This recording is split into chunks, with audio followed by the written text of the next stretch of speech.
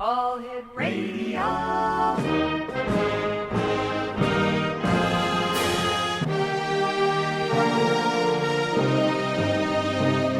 Welcome to the X Zone, a place where fact is fiction and fiction is reality. Now, here's your host, Rob McConnell.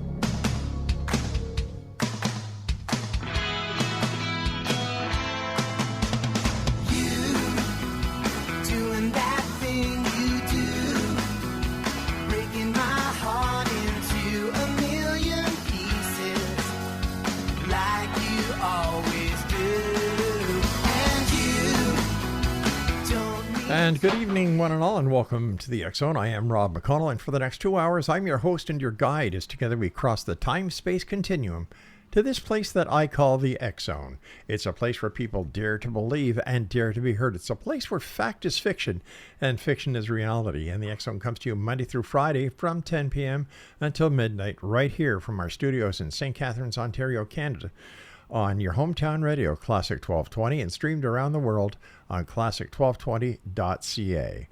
My first guest tonight, X Zone Nation, is a gentleman who's going to be talking about the JFK Assassination. Donald Jeffries is his name. And Don started researching the JFK assassinations as a teenage volunteer for Mark Lane's Citizens Committee of Inquiry in the mid-1970s. His best-selling nonfiction books have been lauded by the likes of Ron Paul, Naomi Wolf, Jesse Ventura, Roger Stone, Cindy Sheehan, Cynthia McKinney, and many others. Joining me now from the state of Virginia is Don Jeffries. And Don, thank you for joining us here on the X Zone. No, thanks for having me. What was it that brought the interest up to you as a young man about the Kennedy assassination that, kind of pointed you into a direction of life that still there's no answer for? Started me down the wayward path. Yeah. No, it's, I was 7 years old when JFK was assassinated. We had a big Catholic family, and it was my memories pretty much start from there, consistent memories. My timeline, had memories before then, but that's where, at November 22nd, 1963, because it just had such an impact on me, the nonstop television coverage, seeing how upset my parents were, and having my father speculate from the very beginning that it couldn't have been Oswald. So, I was indoctrinated in this as a young kid. And it was natural. I followed Bobby Kennedy's campaign. I was already into politics when I was 11 when he ran for president, and was crushed when he was assassinated. I didn't put it together yet and think that there was a connection, really. I just everybody kind of thought he was doomed, fate or something, that he would, be killed like his brother.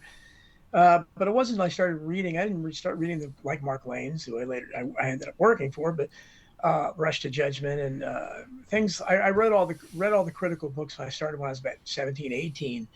And from there was no stopping me. I mean, it was my obsession. Anybody that knew me back then can tell you that. That's all I talked about at parties, anywhere I went. People, were sick of it probably because there weren't a lot of us conspiracy people around then.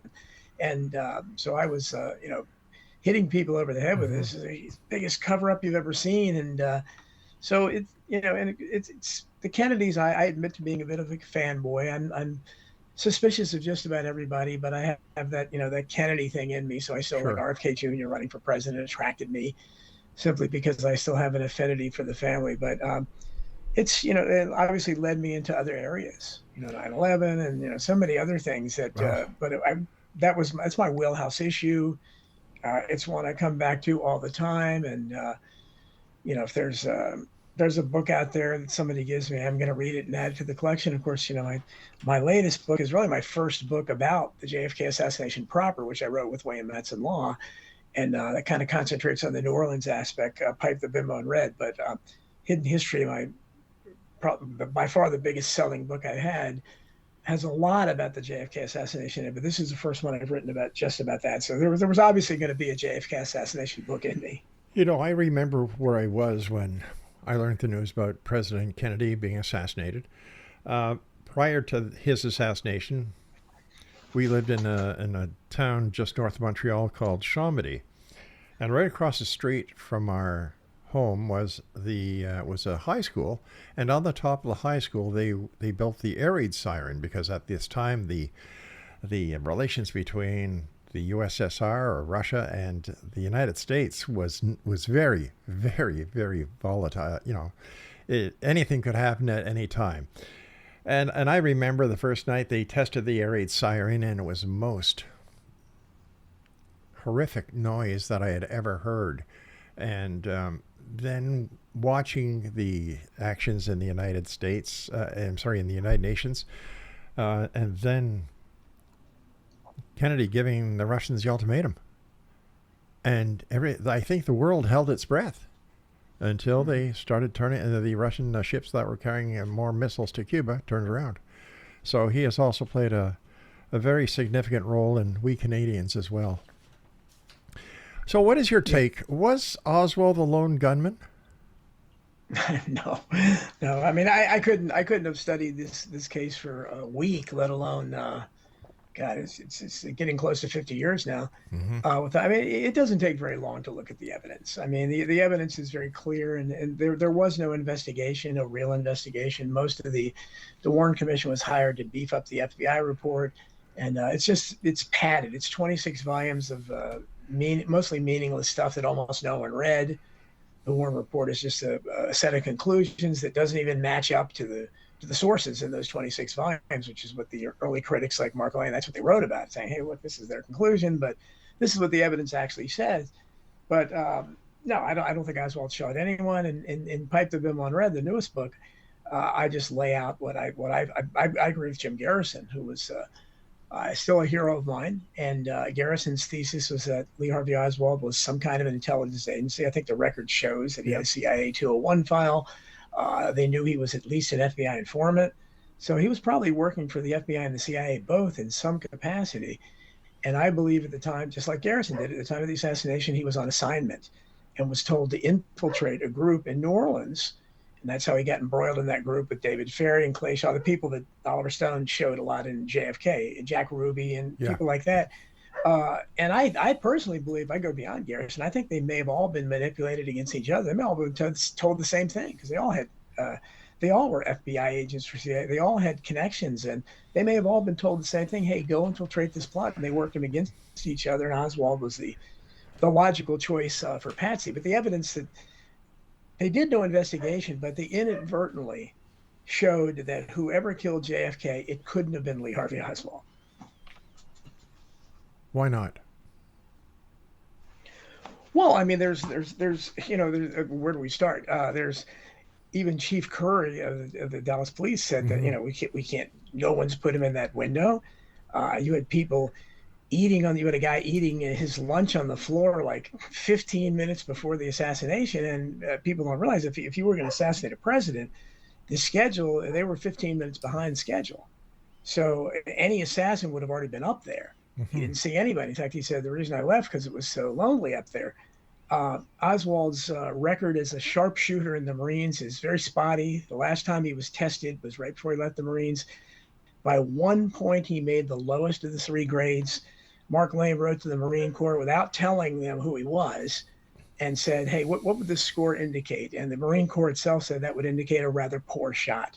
They've had reconstructions over the years, real national rifle, NRA sharpshooters, way more qualified than Oswald. None have been able to duplicate his feat and under better conditions. The evidence, the chain of possession is broken beyond all possibility. Just to give you an example, the weapon, which I've held in my hands, I went to the archives as an 18-year-old. Oh, wow. Because I was with Mark Lane's group, I had to have a private, it was very heady stuff for a teenager. I got a private viewing of the Zapruder film when a lot of people hadn't seen it. I held the Mannlicher Carcano, the Italian weapon, which is a piece of junk. And, all you need to know about that is that if Oswald lived and gone to trial and had been an honest courtroom, which it probably wouldn't have been, but if it had been, and he had any kind of competent attorney, if he had Mark Lane or anybody, that weapon would not have been able to be introduced in court because the 2 officers had found it. Seymour Weitzman, who later ended up in a mental institution, the House Select Committee found him there years later because he was driven crazy by this event that shattered his life, and he could never get over it. And Eugene Boone, both of them signed separate sworn affidavits saying that the weapon they found was a German Mauser, a completely different weapon. As Mark Lane said when he testified before the Warren Commission, I'm no expert in guns, but I can tell this isn't a German weapon because right here on the barrel is stamped "Made in Italy." So this is because there's no chain of possession for the Italian weapon. Mm-hmm. The legal chain of possession starts with those affidavits of the people who found it. Both those affidavits say it was a German Mauser. So where does the Italian? It just morphed into that. So in an honest courtroom, we said, "I'm sorry, there's no chain of possession for this," and that's the problem with a lot of the evidence in this case. The so-called magic bullet, for instance, the chain of possession there is. I went into that in great depth in my book Hidden History, where it went through so many hands. They still don't really even know who discovered it. There's a dispute about that or where it was discovered. It went through so many hands. Most of them didn't mark it. You're supposed to mark. Everybody that handles is supposed to put their initials on it. They didn't. And so it ended up going back to Washington, D.C. in the coat pocket of Secret Service agent Richard Johnson, which is certainly not protocol. And then recently we've had, just in the last few months, Paul Landis, who's one of the Secret Service agents still alive, 88 years old, who talked about finding what looked like the magic bullet on top of the backseat of the limo, which changes everything.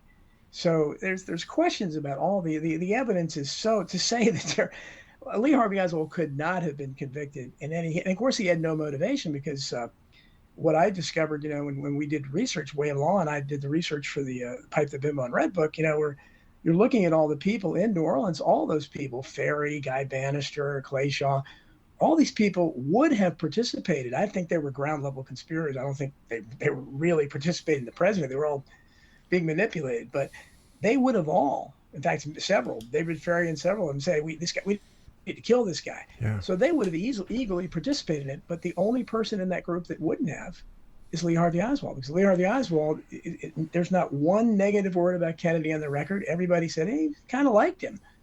And there's reason to believe that Oswald was the FBI agent who, there was a plot, originally there was a plot to kill Kennedy from someone right at the Army-Navy game in early November 1963. And an FBI informant named Lee, that's all we know, sent out a teletype that said, hey, be alert, be on the lookout for a plot to kill the president in an Army-Navy game. So most people think that was him. So I think the record, it's pretty obvious that he was being framed as a patsy. His background is what I think was a fake defector of the Soviet Union, getting back in the country at the height of the Cold War, not even being debriefed by the CIA with a Russian wife. So there's so much stuff there. But again, it's never been honestly investigated. And still, 60 years later, the mainstream media and the intelligence agencies we still can't even get all the files. They continue to put out this fairy tale, and they're just...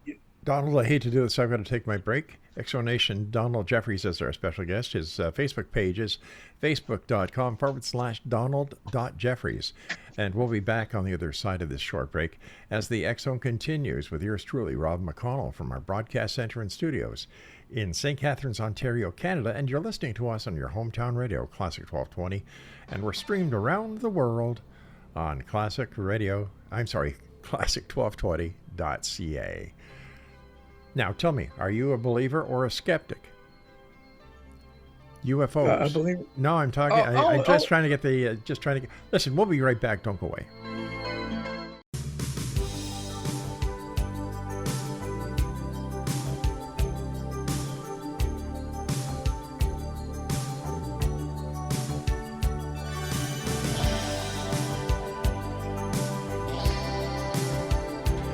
Explanation, welcome back.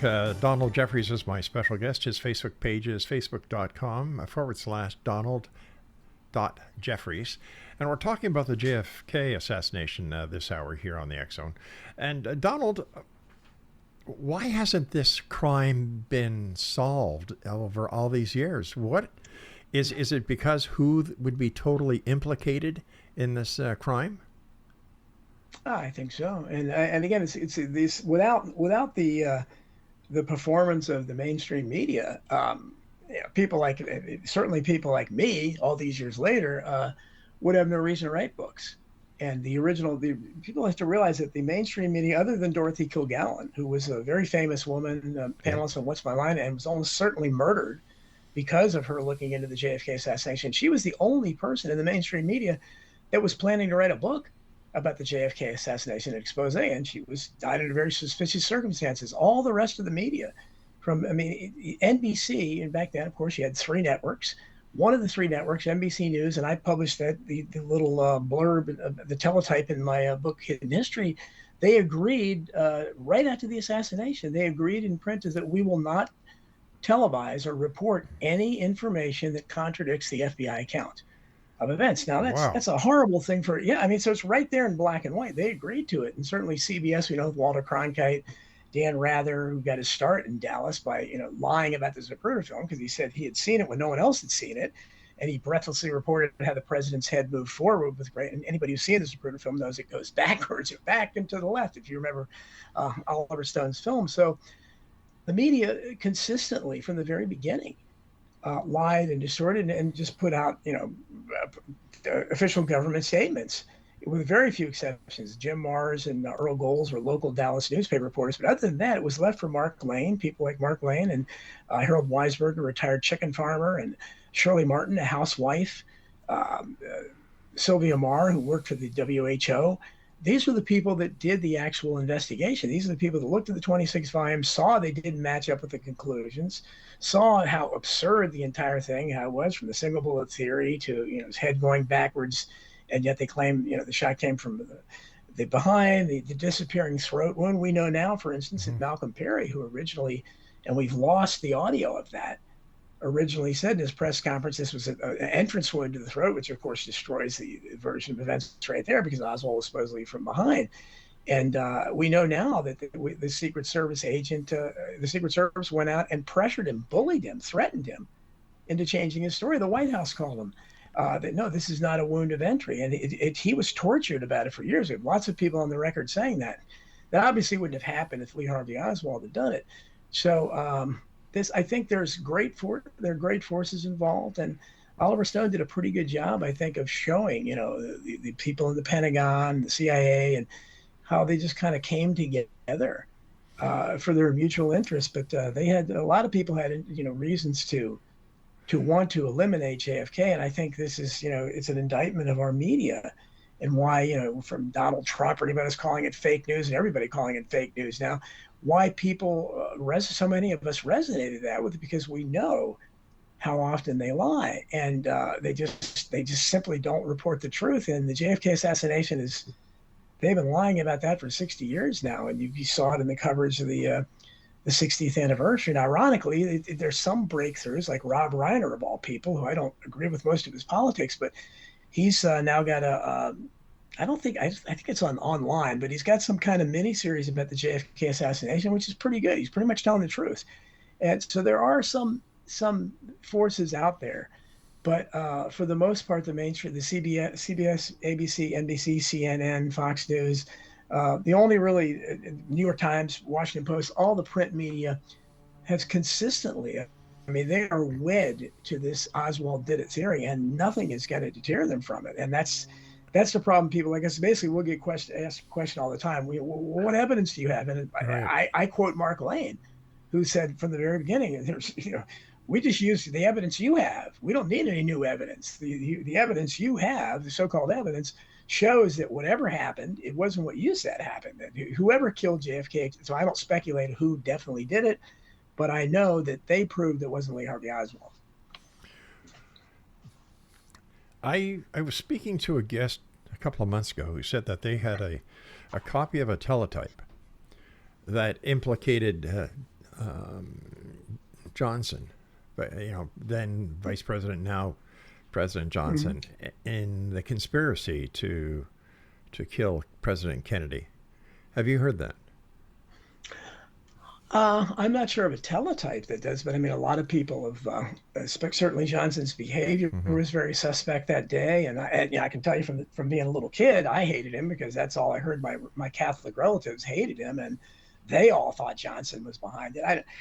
I think this thing was above Johnson's pay grade, but he definitely had prior knowledge. Everything about what he did that day demonstrates that.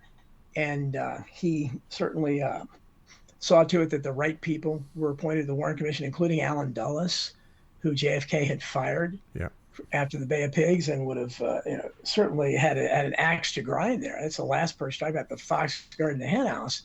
So that was really a cure. But yeah, Johnson wanted to be president really bad, and so he would have not had any moral compunction about jumping on, but I don't think he planned it. I don't think he could. I don't think it could have been covered up by the media. I don't think he could have gotten the Secret Service to stand down, which they did. They made it happen. I don't think he could. He was friends with J. Edgar Hoover. I don't know. Maybe he could have gotten him to lead the cover up, but certainly that's why people say the mafia or the rogue CIA agents. No, this was huge, because you can't. 60 years later, the mafia is barely functional now, and the CIA certainly and that's what the book says also about the Cuban connection, is that I believe, alone amongst all the critics, is that this Cuban connection was a smokescreen like the mafia, because all those Cuban figures were surrounding Oswald and the New Orleans milieu where he was being manipulated, and they were setting up the frame for him. And people that think that the motivation for this was Castro, what happened after the assassination? There wasn't a Bay of Pigs. There wasn't another Bay of Pigs. The CIA stopped trying to assassinate Castro. Castro outlived them all. Cuba died as a campaign issue. So if that was their motivation, they failed miserably. But for some reason, the critics just kind of look at you when you say that. I said, no, let's look at what did change. Vietnam policy changed.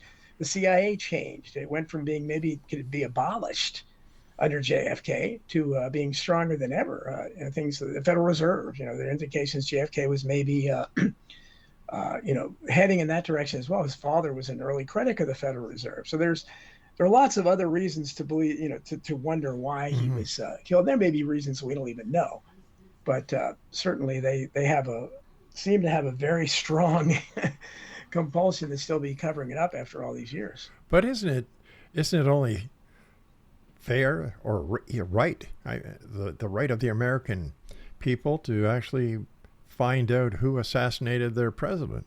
And yet it seems that nobody cares anymore, except for people like you. Well, I think, yeah, you're right. I think a lot of the people in the alt media that are talking about other issues from 9/11 to election fraud, all these other things that we see out in the conspiracy world, they're all interested in JFK to some degree, even though most of them were born way after he was killed.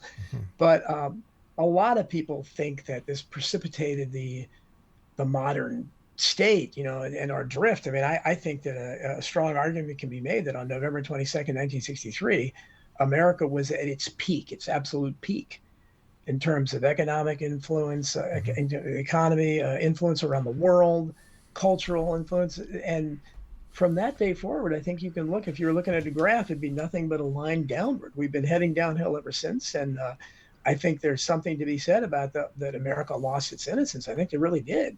We were never the same country. I think the 1960s would have been completely different. I don't know if there would have been a counterculture movement without the assassination. Do you think that if President Kennedy had not been assassinated, that there would have been the war in Vietnam? No, because we know National Security Action Memorandum 263, which he wrote a month before his assassination, started the withdrawal process. And he told all his aides that. He mentioned at a press conference the first 1,000 advisors are going to be out by the end of the 1963, and all our forces, not really troops, but everybody we had over there in Vietnam was to be out by 1965. Now, what gives the conspiracy away is that there was National Security Action Memorandum 273, which JFK would have never signed, that was written by National Security Advisor McGeorge Bundy the day before the assassination. Now, Bundy had to be an inside conspirator, or he would have never written this, because he had to know his boss would not only have not signed it, but would have fired him, because it contradicted his policy, and Lyndon Johnson signed that memorandum as soon as he got in office, because it was what they wanted and what he wanted, and it paved the way for escalation. But there's no question. JFK knew it was a no-win war there. He had been briefed by people like General Douglas MacArthur that you can't win a war over there, and he understood that. And he was upset with the men that he had already lost, and he did not want that to happen. And when Diem was assassinated earlier in November, he was irate. He had nothing to do with that. He didn't want that to happen. But again, these were forces that were spiraling out between the CIA and the Pentagon. They were taking things over. And, the entire Joint Chiefs of Staff, all these people, they all opposed Kennedy. And he was a sitting duck there. And I think he understood that, but, I guess he did what he could.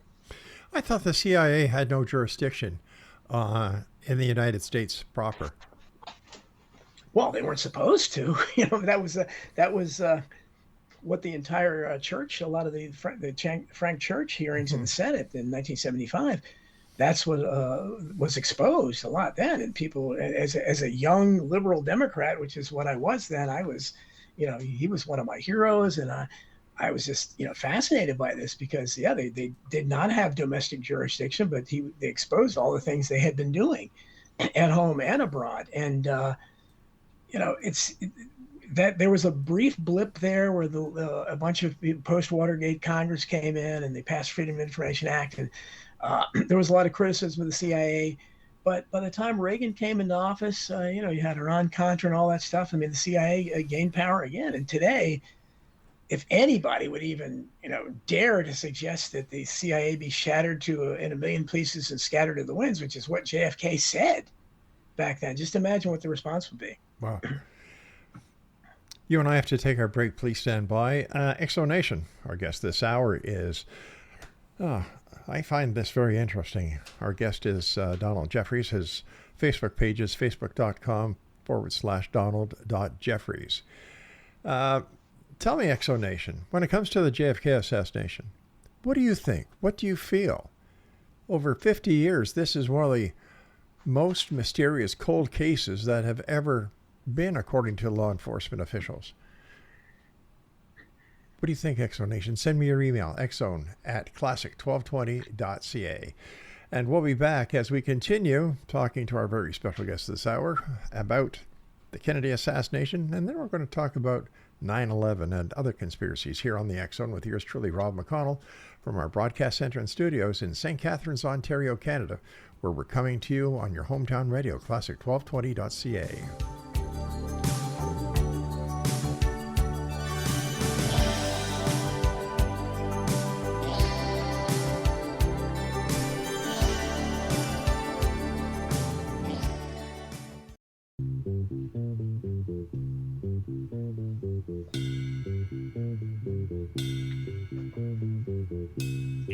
Dirty old part of the city where the sun refused to shine. People tell me there ain't no use in trying. Now, my girl, you're so young and pretty. Welcome back, everyone. Our guest this hour is Donald Jeffries. His Facebook page is facebook.com/Donald.Jeffries. And Donald, where can people get copies of your book? So, well, they can certainly find it anywhere, Amazon, Barnes and Noble, whatever. But I would urge people, especially if they want news about me, Facebook. I go on there as I can, but I'm shadow banned there. Substack is the place to find out most about me. That's excuse me, DonaldJeffries.substack.com. I protest. That's where people can. I have information about my books there, my regular writings and so forth. That's the way people can support me and get all the news that I would be sharing with people. I for one am pissed off about the CIA having jurisdiction within the United States, but up here in Canada. Do you remember MK Ultra? Oh, of course. My mother was one of those patients. Oh, wow. Yeah. Wow. Her doctor said... Was that Dr. Cameron? Yes, it was Dr. Ewan Cameron. Yes. Yeah, my mother went to her doctor. She was suffering from migraine and headaches. Dr. Woods was his name, suggested that she see Dr. Cameron at the Allen Memorial Institute, which is a learning hospital of McGill University, or it was. Dr. Ewan Cameron put my mother into this program. She was, there was sleep deprivation. There was electroshock therapy. There was psychedelic drugs. And my mother, God bless her, she passed away last year. She was a wreck. She would come home from the Allen with a nurse. And the nurse would stay until my dad got home. And as a little kid, I think it must have been 5 or 6 back then. It made no sense to me what was going on. But when I found out later on, and it was just, what? My mother showed us a letter from Dr. Ewan Cameron apologizing to her. I don't understand, first of all, why the Canadian government let this happen. But Ewan Cameron was the president of the American and the Canadian Psychological Association, or Association of Psychiatrists. I can't remember Yes. which one. How can they get away with this?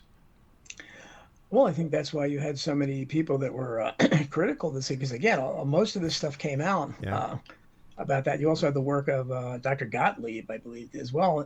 But Cameron's work in Canada was certainly came under scrutiny, and the MK Ultra program, again, there were lots of people. You had the Manchurian Candidate movie that came out, and you had people speculating that Sirhan Sirhan might have been involved in something like that, as opposed to Oswald, who was just a patsy. But yeah, this is hitting. I mean, what were our tax dollars doing paying for this and this? I mean, I don't know that JFK knew about all this stuff, because he wanted to abolish the CIA without even know. But I'm certainly. I mean, they were running a brothel and giving people LSD. And at one time, Alan Dulles had the biggest supply of LSD in the country. It's ridiculous. I mean, it's unbelievable stuff. They wanted to stage a mock second coming of Christ off the shores of Cuba.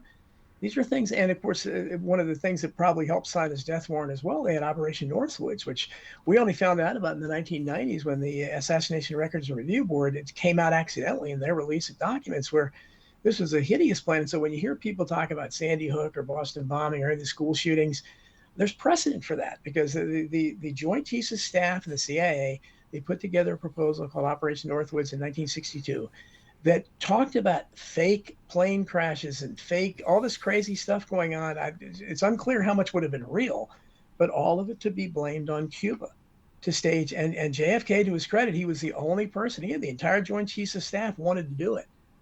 He vetoed it. So this was the craziness you had at the time, just as he was the only one that he and his brother Robert, the Attorney General, they were the only ones that didn't want to go to war with Cuba over the missiles. So, we had some sanity in the White House then, and I don't know that we've had it since then.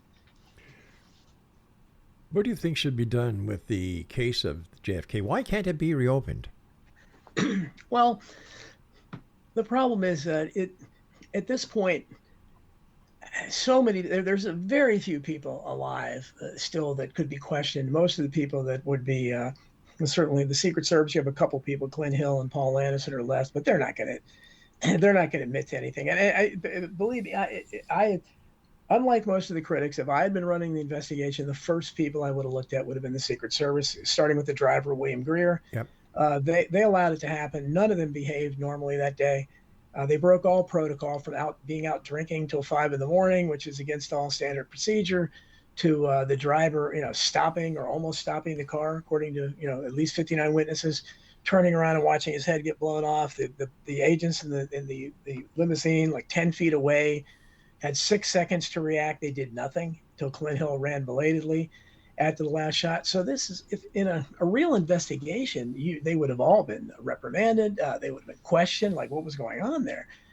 They didn't. Instead, and now Clint Hill is writing books and making money on it all these decades later. So that's where I would have started the investigation, but unfortunately, there's only 2 of them left. They're not going to admit anything at this point. And I think the time, and for all we can do is, I think, do what some of us are doing. I don't ever, harbor the illusion that I'm going to be able to produce the names of the shooters or anything like that. But I think it's obvious who, again, the fact that who didn't do it was Lee Harvey Oswald. Why was so much effort made to try to incriminate him? I mean, we know, for instance, from a communication from FBI Director J. Edgar Hoover in 1960, that there's a memo out there that says we're concerned that someone's trying to impersonate Oswald in 1960. So they know Oswald, there's people that develop all kinds of theories about it, but clearly Oswald was way more than what he appeared to be. He was part of a false director program. Why he was put into that position to be the assassin, I don't know, but certainly it should have been looked at long and hard. Instead, it was glossed over, and he was made out to be just some kind of minimum wage loser who just happened to have, his best friend was George de Mohrenschildt, who was a guy that had ties to from White Russia to maybe the Nazis in World War II, the CIA. Very powerful guy, and was old enough to be Oswald's father. And he dated Jackie Kennedy's mother and bounced little Jackie on his knee when he was young. He ran in those circles. What is this guy doing becoming best friends with a Marxist defector who is making minimum wage young enough to be his son at a warehouse. So, I mean, those are the relationships that should have been looked at. They were glossed over. Everything was, and the entire thing was that, he was a loser and he was impotent maybe and is jealous of JFK. I mean, it's ridiculous. What was the name of the FBI, of the Secret Service agent who wrote a book stating that Kennedy was actually killed by the CIA by mistake? I'm sorry, the Secret Service by mistake. Yeah, I think that was Mark North, mortal error, I think. But yeah, I don't give that any credence, because this was, again, if that had happened, I don't know how they would have handled it. I guess they would have just come, but I don't think they would have constructed this huge, elaborate cover up 60 years later just to protect the Secret Service agent. But I think there are a lot of. I mean, I get, especially on Substack, I have a lot of support now, and my audience is growing there. It's the only place I'm not shadow banned, but I get more and more people that, and I'm kind to them. I'm kind to everyone. I don't discount everybody. You already have the people that believe JFK wasn't killed, that thinks that it was a hoax, and there's lots of people out there that believe that. Really? And oh yeah, and so I don't gauge them too much, because of course that would make my entire that would make my research for 60 years meaningless if that was the case. So maybe I don't want to look at that. But I think, again, we get too elaborate. But there's more and more people now that believe. It started with they believe the driver was a shooter, Wayne Grant. I believe a lot. I think he was a conspirator, but I don't think they would have had just turn around and shoot him. That makes no sense. But a lot of people believe that. And now you have people that think Jackie was the shooter. So you have to. This is the problem, because something that Mark Lane said in Rush to Judgment. He said, because there's no investigation done, the government is creating fertile ground for speculation. And that's where we are now. That's about everything, whether it's JFK, 9/11, or any of these events the election, because it's an obvious stifling of inquiry, where the naysayers, the dissenters, the people that are saying there's a conspiracy or that this is a lie, they're slapped down.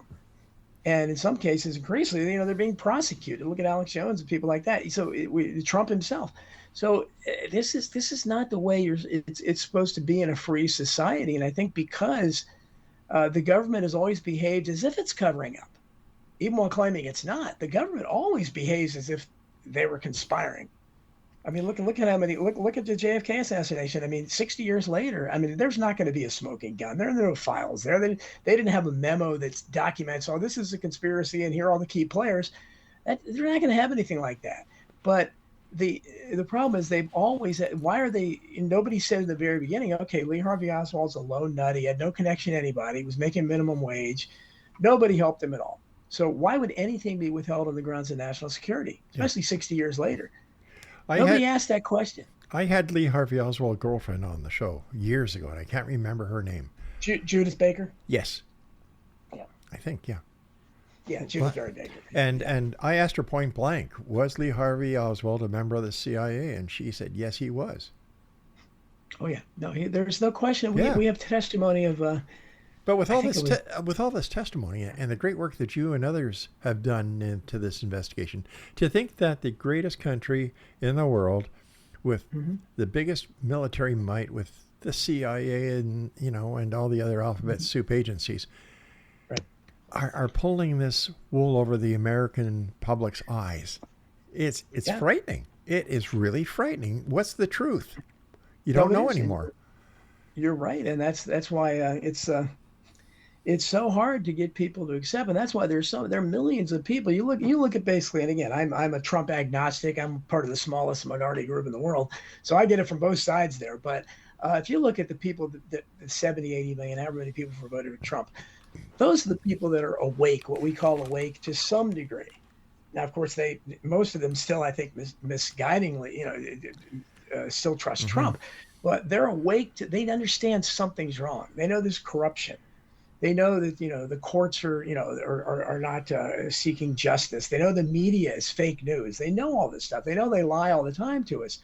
But because there's still this perception on the other side. There's the people that are there's a dividing line on Trump, on COVID and vaccines.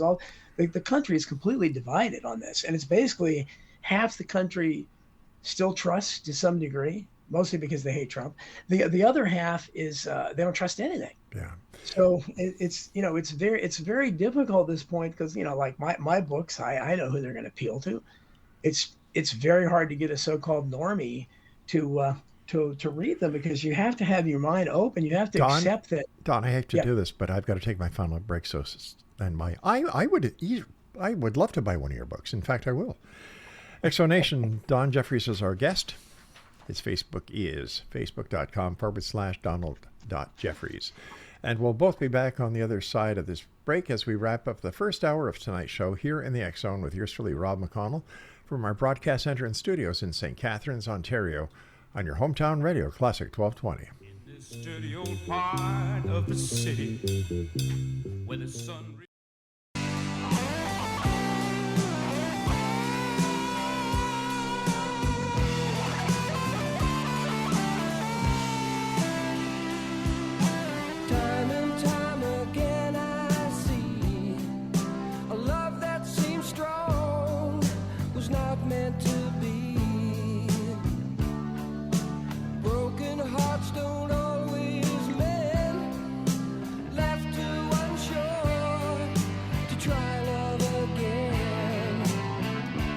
And welcome back. This is the final hour of our first part of this show tonight. We'll be back at 11 o'clock Eastern, but I'd like to finish off my hour with my guest this hour, Donald Jeffries. First of all, Donald, thanks very much for coming on the show. Much appreciated. And what is your take on what happened on 9/11? Well, as you can probably imagine, I'm a skeptic of that too. I wrote extensively about it in Hidden History, and my next book is coming out in a couple months. It's going to be called The American Memory Hole, and I'll have a lot more about 9/11 there. I've talked to people that I could. It's very hard to find people that'll talk to you about any of this stuff. But I talked to a guy, for instance, for Hidden History, a guy that worked in the Twin Towers, and he was not there that day, thank goodness. His whole team was off, but they had been trying to alert the authorities for weeks about the mysterious power outages, the strange construction they'd seen going on, the security cameras not working. And they tried to alert the police department, the Port Authority, and then the 9/11 Commission. No one was interested. And in the 9/11 Commission report, just like the Warren report, they ignored the firsthand evidence of those that were there and just said there were rumors that there were power outages and all this stuff, but that wasn't true. So that's why people don't believe these things, because the exact same thing happened in the Warren report, where the person who had firsthand knowledge would tell them something, and they would claim no, they're rumors. So I'm very skeptical of it. I don't think, before September 11th, 2001, there had never been a high-rise metal frame building that had ever collapsed from fire. 3 did that day, including Building 7, which was hit by nothing, and none have since. So that was a magical day indeed. And then you had the problem with the Pentagon, where the hole in the Pentagon appears to not be big enough for the plane that supposedly struck it. What happened to the wings and all that? So there's lots of questions, and I go into this in detail in my book. But needless to say, I don't believe in the 19 crazed Arab hijackers doing it all with box cutters and plastic knives. Was this another excuse to get into another war? Well, it certainly looks like that was the setup for the war on terror, so-called, whatever that is. And, they ended up blaming Iraq, which, even by their ridiculous narrative, had nothing to do with it. So now this is, again, you had participants like Osama bin Laden, apparently maybe the tallest Arab in the world, who, was, again, a former CIA guy, just like Hussein was. So he was an operative that they turned into a villain, and, supposedly directed all this stuff from a cave, the Bat Cave somewhere. So I don't know what that's their story. And if you read my work on it, you see, I go into all these things. There's so much reason to doubt all this stuff but again, people, especially in that, even more so than JFK, they really appealed to patriotism. And they, you were un-American, kind of an old fashioned thing. You were un-American if you question this at all. But there's lots of reason to question this. And in my upcoming book, I'll have, I think there were 100 and some firefighters alone that talked about, that were recorded as having said, yeah, there were explosions in the building, heard explosions, saw explosions. Most of them were silenced. None of them were welcomed by the 9/11 Commission. And, some of them have died, just like the JFK assassination. There's a body count. Some of these people die, mysteriously and unnaturally. A lot of my writing is filled with that stuff, but it is what it is, and has to be taken into account. But it's basically my children are millennials, so it's basically their JFK assassination 9/11 was. And it was even more important because you look at what happened after 9/11, and the JFK assassination, I think, set the tone, obviously, for the 60s, the other assassinations, the Vietnam War. But 9/11, with the Patriot Act and the Homeland Security, they built this new Orwellian state we have. And they helped to destroy civil liberties, free speech zones, and all that stuff. And, when you question anything, you were a terrorist. Now you question something and you're an insurrectionist or a domestic or whatever they want to call. And it really started, I think, in earnest on 9/11. And when I write now, I talk about America 2.0. I think we're living in the same country I grew up in, America 1.0. So I think basically America 2.0 pretty much started after 9/11. Donald Jeffries is my guest, Exonation. His Facebook page is facebook.com/Donald.Jeffries. His books are available on Amazon.com and fine bookstores everywhere on and offline. Donald, in your opinion, what is the number one conspiracy that the United States of America has had or been part of?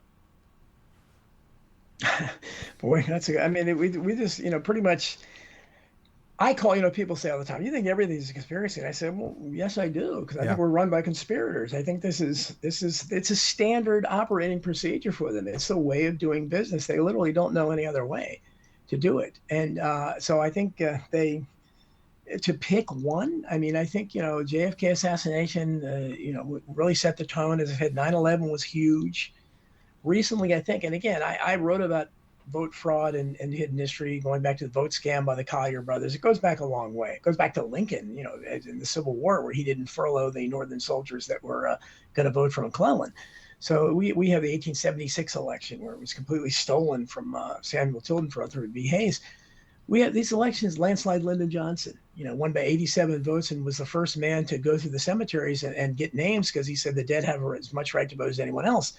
We have a long tradition of this stuff. So the 2020 election, but because of Trump, it focused a lot of attention on it. I think right now that's the biggest conspiracy, because it really has undermined the confidence. The people that were awake to some degree, they're at the point they're becoming, they have anarchist tendencies now, because they don't trust the system at all, and they see what happened.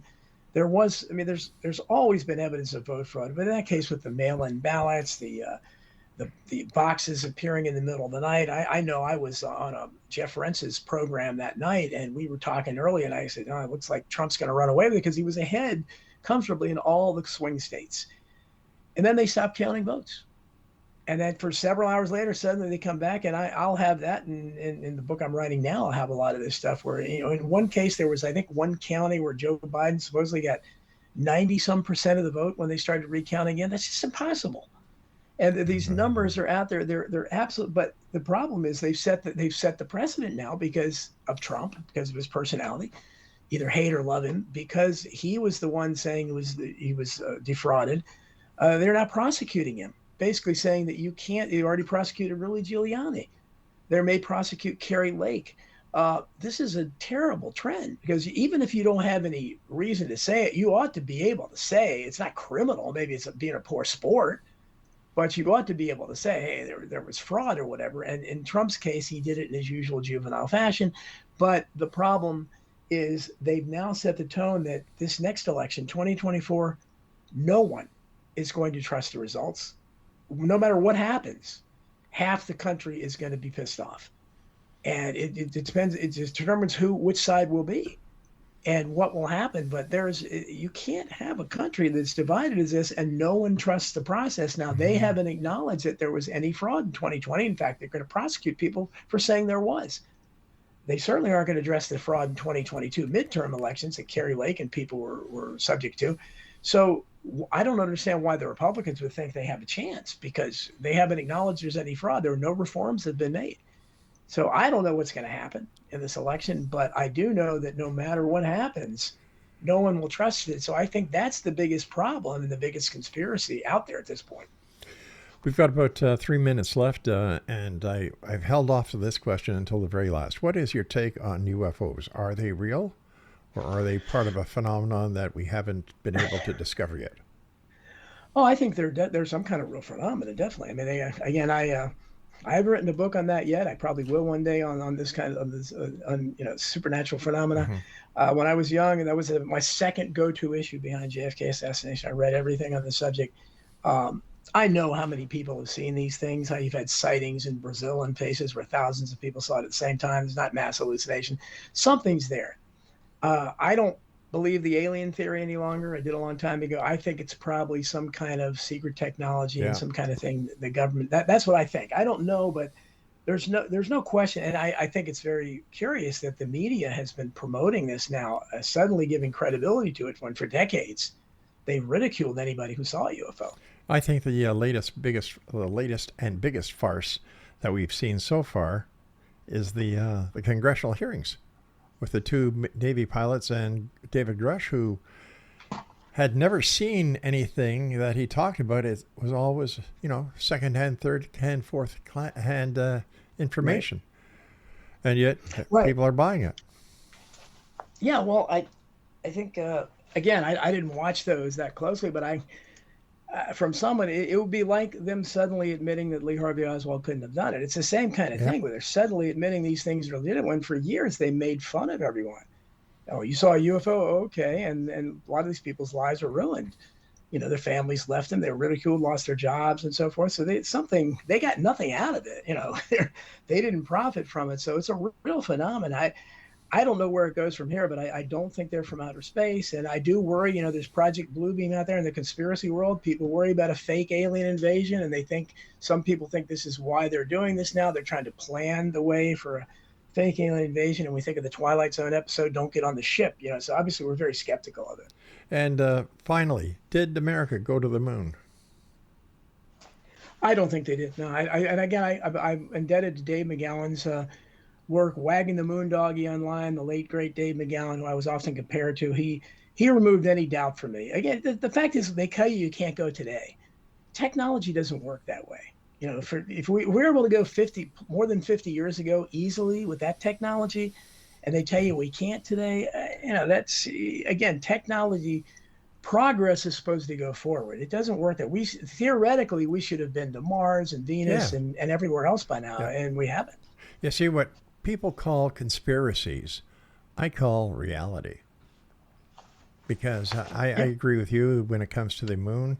I've had Bart Sibrel on the show many times. Oh, me too. I have too, yeah. He's a great guy. And, the JFK assassination, 9/11, it makes you wonder. But I want to thank you ever so much for coming on the show tonight and for sharing your insight. And it's been great talking to you. And thank you again. My pleasure. Exonation, if you'd like to have more information about our guest this hour, go to his Facebook page, facebook.com/Donald.Jeffries.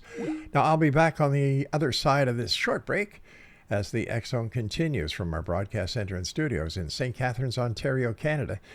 And I'm here Monday through Friday from 10 p.m. until midnight as we blaze the airwaves with the possibilities that most people will not talk about. But we do here in the X Zone because this is a place where fact is fiction and fiction is reality. You're listening to us on your hometown radio, Classic 1220, and streamed around the world on classic1220.ca. I'm Rob McConnell. I'll see you on the other side of this break.